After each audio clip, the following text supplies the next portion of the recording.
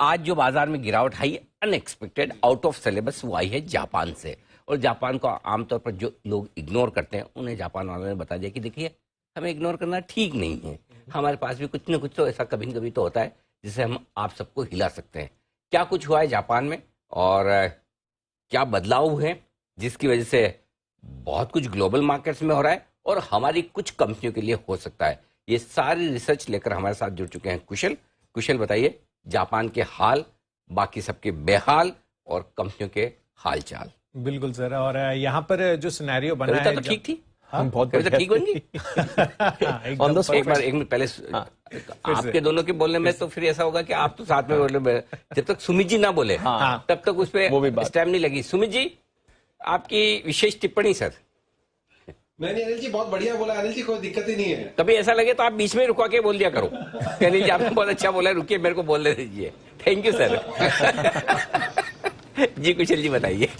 Sir यहाँ पर जो जापान ने अपना बॉन्ड यील्ड का कुशन बढ़ाया है वो अपने आप में वर्ल्ड के लिए चौंकाने वाला था। बैंक ऑफ जापान के जो गवर्नर है उनकी तरफ से ये डिटेल्स आती हुई दिखी थी। तो अब प्लस माइनस 0.25% से बढ़ाकर इन्होंने प्लस माइनस 0.5% की रेंज इसको कर दिया है। तो इस वजह से येन में एक बहुत बड़ा शार्प अपमूव आता दिखा था।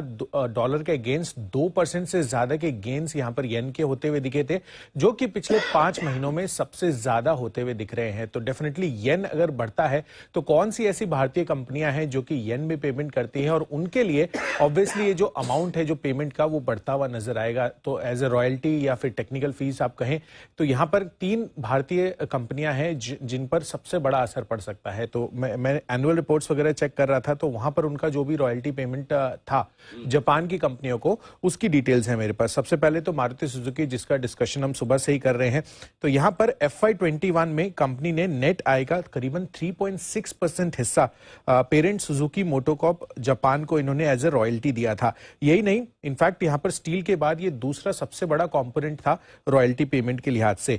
येन में किए गए जो इंपोर्ट है उसकी भी वैल्यू अगर आप टोटल एनुअल सेल्स की इनकी देखेंगे तो वो 7 से 8% की वैल्यू बैठती है। तो मारुति सुजुकी तो क्लियर कट सबसे बड़ा हो सकता है कि इस वजह से लूजर हो, और आगे चलकर भी अगर येन हो सकता है अगर और अप्रिशिएट हो तो मारुति सुजुकी के शेयर में आपको थोड़ी और गिरावट भी देखने को मिल सकती है। इनफैक्ट लूमेक्स इंडस्ट्रीज पर भी नजर रखिए, क्योंकि लूमेक्स का 30 साल से ज्यादा का जिनका कोलैबोरेशन है स्टैनली इलेक्ट्रिक कंपनी जापान के साथ, ये काफी इंपॉर्टेंट है। टेक्निकल नो हाउ और जो टेक्नोलॉजी ट्रांसफर होता है उसके लिए इन्होंने भी रॉयल्टी पेमेंट दी थी। इनफैक्ट FY21 में कंपनी ने अपने आय का करीबन 1.5 से 0.25% हिस्सा यहां पर इनको भी एज ए रॉयल्टी दिया था। लगभग इंडियन करेंसी में देखेंगे तो 19 करोड़ का फिगर है। तो येन डेफिनेटली जब इंक्रीज होगा तो ये 19 करोड़ का फिगर और आगे चलकर बढ़ भी सकता है। इनफैक्ट JTKT यहां पर सोना कोयो के नाम से पहले जाना जाता था। यहां पर भी जो प्रमोटर JTKT कॉर्पोरेशन जापान की कंपनी है उनको भी ये रॉयल्टी और टेक्निकल नो हाउ के लिए फीस और विभिन्न ऑटो कंपोनेंट्स इंपोर्ट करने के लिए अमाउंट देते हैं। तो कुल मिलाकर FY22 में इन्होंने 22 करोड़ दिए थे, जो कि आय का करीबन 1.4% हिस्सा था एज ए रॉयल्टी फीस, और उत्पादन इंपोर्ट जो इन्होंने किया था वहां पर भी लगभग 50 करोड़ का खर्च किया था, जो कि आय का लगभग 3% हिस्सा है। तो कुल मिलाकर JTKT के लिए लगभग 4.4% एज ए पेमेंट यहां पर जा रहा था जापान के जो प्रमोटर हैं उनको। तो इस वजह से ये 3 कंपनियां बड़े फोकस में रहेंगी। तो Maruti, Lumax industries, JTKT, yes, okay, इन 3 कंपनियों पर फोकस करें जिनको जापान को पैसे भेजने पड़ते हैं। करेक्ट। येन खरीद यस, और येन 3% बढ़ा है आज।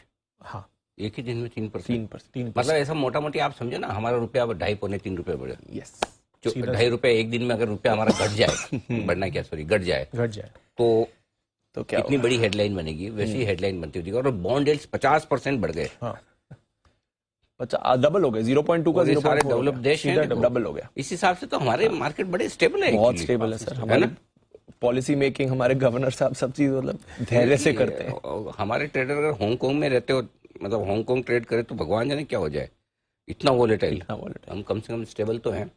आज भी देखो इतने सब होने के बावजूद 18,200 को होल्ड कर रहा है निफ्टी, 43,100 के आसपास बैंक निफ्टी सपोर्ट ले रहा है।